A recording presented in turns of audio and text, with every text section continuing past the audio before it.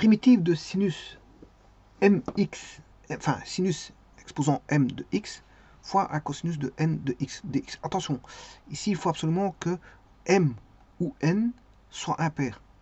M ou n doit être impair. M ou n doit être impair. C'est fondamental pour pouvoir faire la méthode. Alors nous avons une méthode ici qui va s'élaborer quand on a un sinus fois un cosinus, mais dont l'un est un exposant impair. Un des deux.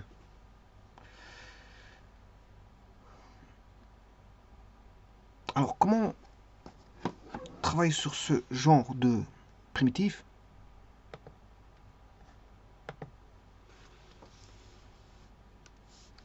Qui est une primitive trigonométrique contenant du sinus et cosinus. Le tout, c'est de manipuler les exposants. Alors, on va supposer que un des deux est impair.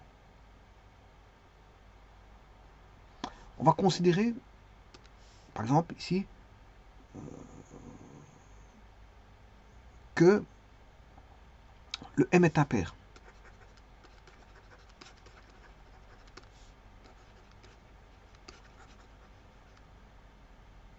On suppose que m est impair. Que là, que m est impair.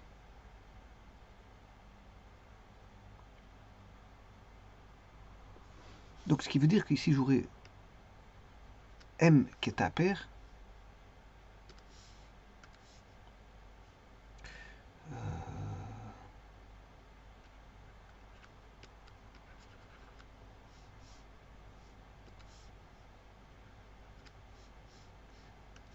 Donc, j'ai dit un des deux était impair. J'ai considéré que c'était m, ici. Pour élaborer, bien sûr, la formule. On sait toujours décomposer un nombre. Alors, si m est impair, qu'est-ce que je peux écrire? C'est un nombre 2p, ça c'est pair, parce que si vous faites 1 fois 2, ça fait 2, 2 fois 2, ça fait 4, 3 fois 2, ça fait 6, là, 2, 4, 6, 8. Donc, la table par 2 donne toutes les valeurs paires. Mais cette table de multiplication, c'est une table qui est multipliée par 2. Et dès le moment où vous multipliez par 2, que ce soit un nombre pair ou impair, ça donne toujours un nombre pair. Parce que dans la table par 2, vous multipliez tous les nombres par 2. Donc, et on aura d'office du pair. Donc en fait, quelque part, c'est une espèce de transformation où vous rentrez de l'impair ou du pair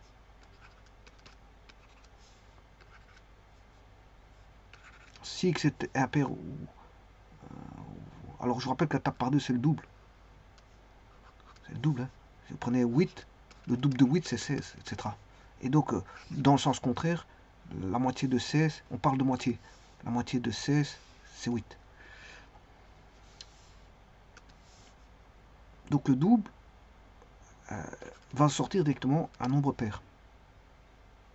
Alors, comment s'écrit un nombre pair? C'est le double de x, c'est-à-dire 2n. Ici, je ne peux pas utiliser n parce que je l'utilise ici dans calcul primitif. Donc, je vais utiliser p. 2x, 2 fois x. Alors, 2 fois, ça c'est 2 fois x. Hein. 2 fois x. Alors, 2 fois x, ça peut s'écrire 2 fois x, mais on ne met pas de croix. Pourquoi? Pour éviter de confondre avec un x. Alors, on ne met pas de points. Quand vous avez un non-nombre, vous pouvez directement mettre le nombre et la lettre directement, sans mettre le point. Parce qu'il s'agit d'un monôme, c'est pour une clarté d'écriture. Et donc, le double, c'est 2n. Donc, un nombre pair, qui est 2n, on peut écrire 2n. Maintenant, si vous voulez un nombre impair, il suffit d'ajouter, prendre le consécutif d'un nombre pair, c'est un nombre impair, tout simplement. Donc 2n plus 1 est un nombre impair. Alors bien sûr, il faut encore définir les choses parce que qu'est-ce que c'est que P? C'est surtout ça. Donc, je peux toujours décomposer un nombre impair, puisque lui il est impair, en un nombre pair plus 1. Alors par exemple, un exemple, je prends 7, 7 c'est égal à 6 plus 1. Je prends 9, c'est égal à 8 plus 1. Voilà. Et donc là, je récupère un nombre pair, qui est juste en dessous. Vous faites ça dans le calcul d'exposants. Dans les racines carrées, par exemple, vous allez avoir 3 exposants 7. Qu'est-ce qu'on peut sortir? Alors, on va sortir 3 exposants 6. Enfin, on peut décomposer en 3 exposants 6, 3 exposants 1. Qu'est-ce que j'ai fait là? J'ai fait 7 est égal à 6 plus 1. J'ai considéré le plus grand nombre pair. Pourquoi? Parce que la racine carrée, c'est la division par 2 de la puissance. C'est-à-dire que vous allez faire ceci. Voilà, mais celui-ci, on ne sait pas le décomposer. Donc là, 6 divisé par 2, ça fait 3. On aura 3 exposants 3. Et l'autre, il va rester dans la racine carrée. Il reste dedans.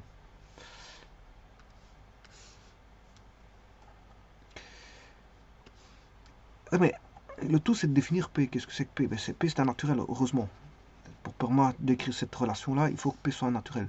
Donc, P est égal, appartient à l'ensemble des naturels.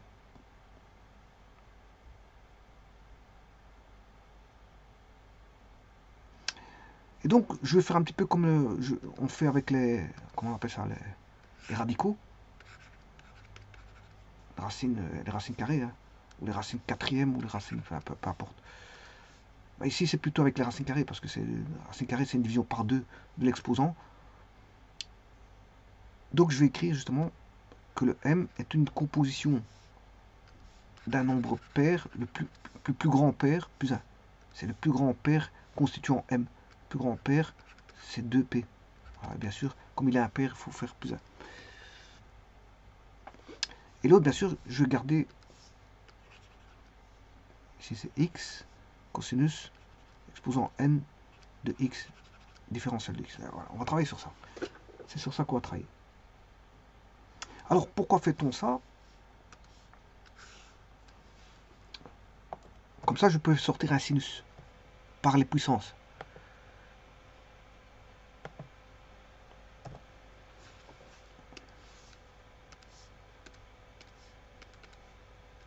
Sinus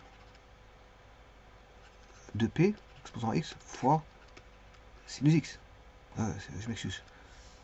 Sinus de 1. Alors, je rappelle ici que a exposant 2p plus 1, c'est a exposant 2p fois a exposant 1. Cette formule, voilà, simplement le a, il fait ici vous le sinus. Bien sûr, après, il faut remettre le cosinus. Différentiel de x.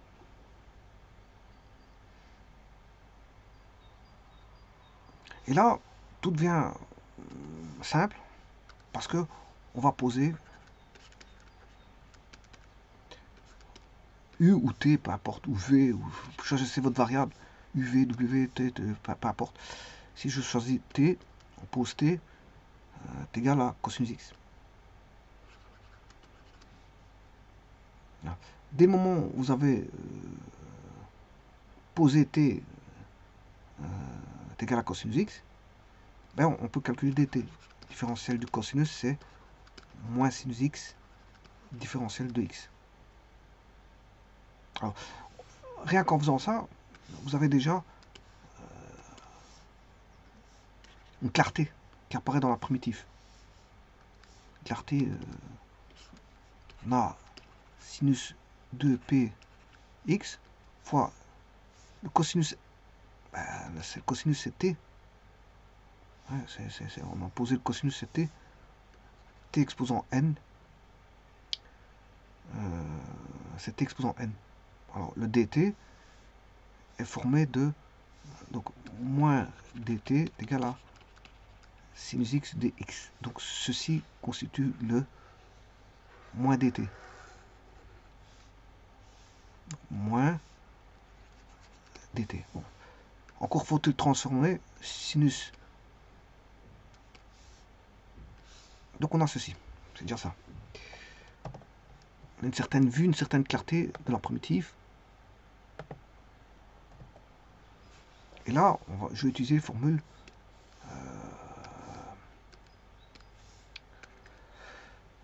de trigonométrie pour repasser. Bon, comme le t est en cosinus, je voudrais bien du cosinus partout. Comme ça, je peux exprimer tout en t. Alors ça, c'est facile d'exprimer sinus de p puisque on c'est bien que sin carré alpha est égal à 1 moins cos carré alpha. Donc j'utilise cette formule pour dire que c'est sin carré de x, bien sûr, exposant p. Tn différentiel de t, ce qui fait 1 moins cos carré, et là j'ai du cosinus.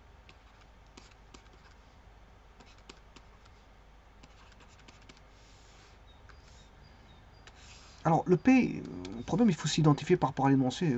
Dans l'énoncé, j'ai pas de P. Mais j'ai défini le P quand même. Je l'ai défini, donc je sais retrouver le M. Ben, le M, il vaudra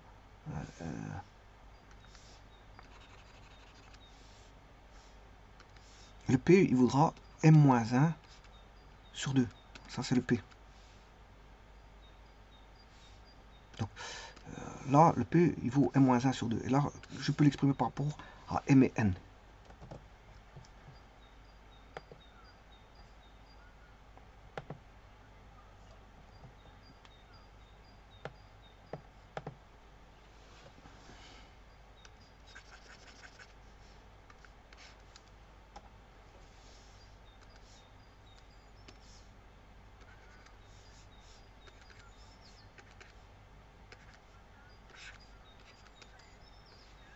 Alors, cos, on avait posé cos égale T.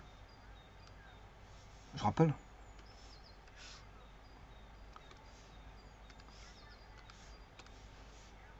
Ce qui veut dire qu'ici, on aura 1 moins T carré. Alors le P, il vaut, je peux le définir par rapport à M, il vaut M-1 sur 2.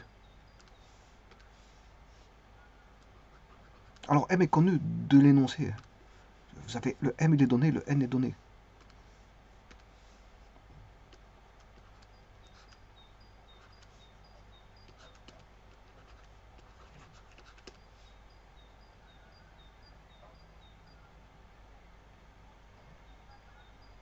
Et donc, là, on a ramené une intégrale de puissance. C'est une intégrale de juste une intégrale de puissance. Ceci se ramène à une intégrale de puissance, tout simplement. Tout est connu, hein. M est connu, M-1 est connu, M-1 sur 2 est connu. Donc, par exemple, je vais prendre par exemple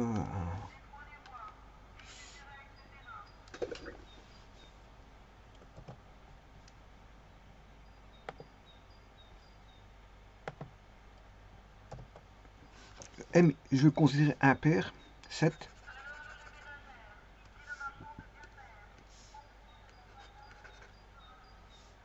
Et le N, je vais mettre par exemple 2.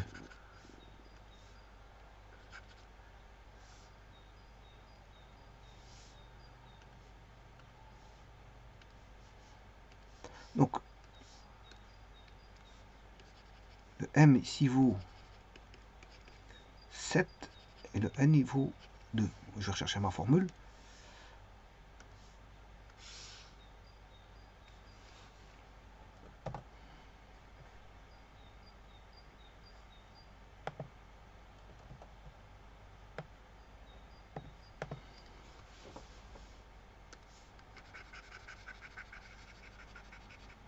Alors, le 7, 7 moins 1, 6.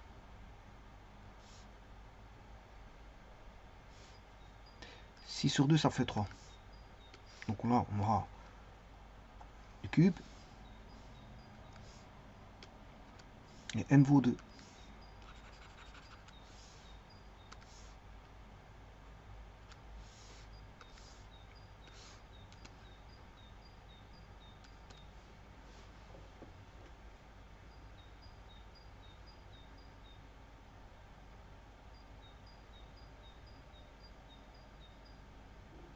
Attention que vous devez mettre un moins devant. Ne pas oublier ce moins là. Je vais l'entourer. Il y a un moins là.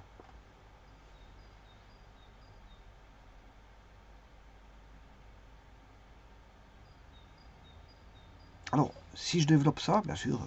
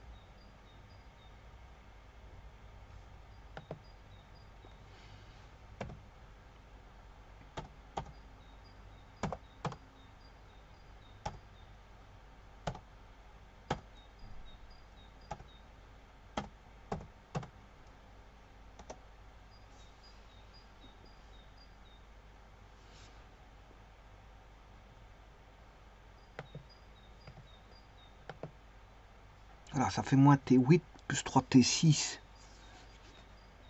La même chose.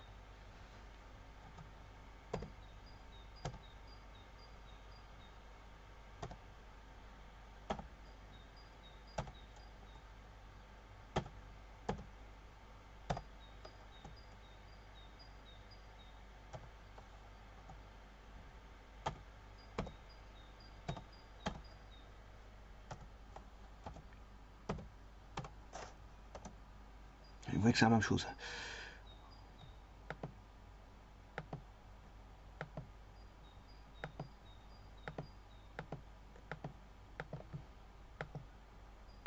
Bon.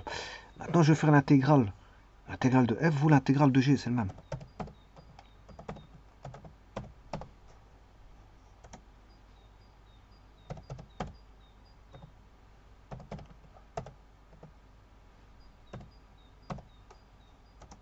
C'est la même chose. Alors maintenant, vous pouvez mettre à l'intérieur, vous pouvez aller chercher ce qu'on a posé.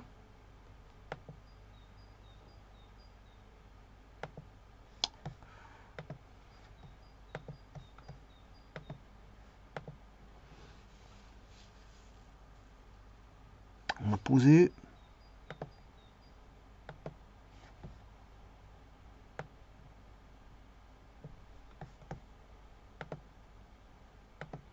t égale cosinus x. Donc là-dedans, dans tous les t, vous mettrez donc du cosinus x. Dans tous les t, il y aura du cosinus x. Donc maintenant, on va regarder ça. Je vais retaper. J'avais pris comme exemple 7 et 2.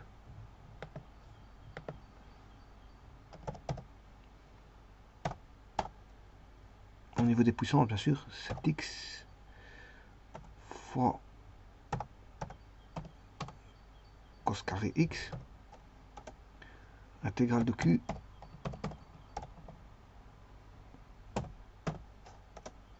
voilà. Et donc, il suffit de remplacer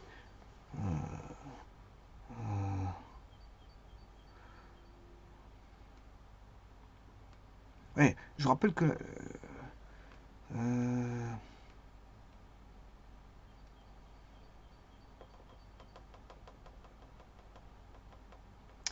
le premier, j'avais pas pris en compte le moins.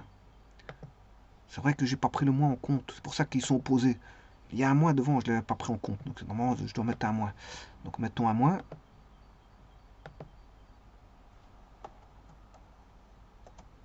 Voilà.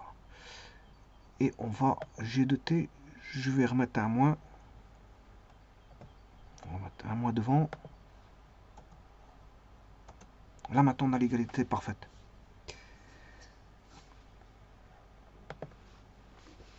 Donc il faut remplacer. Donc ça veut dire quoi? Vous ramenez. Voilà, donc à une somme d'intégrale de puissance, tout simplement. C'est une intégrale de puissance en t. Et puis, bien sûr, le t, vous devez remettre dans cosinus. Et c'est toujours comme ça. C'est toujours comme ça. Donc, quand, bien sûr, m ou n est impair, quand m ou n est impair, dès le moment où il y a une valeur impaire, dans les deux, ben c'est comme ça. Alors, quand je dis m ou n est impair, ça veut dire que ça exclut quoi? Ben, ça exclut que m et n soient pairs. Parce que ça veut dire que m et n pairs, ben, c'est une autre méthode. Si m et n sont pairs, c'est une autre méthode.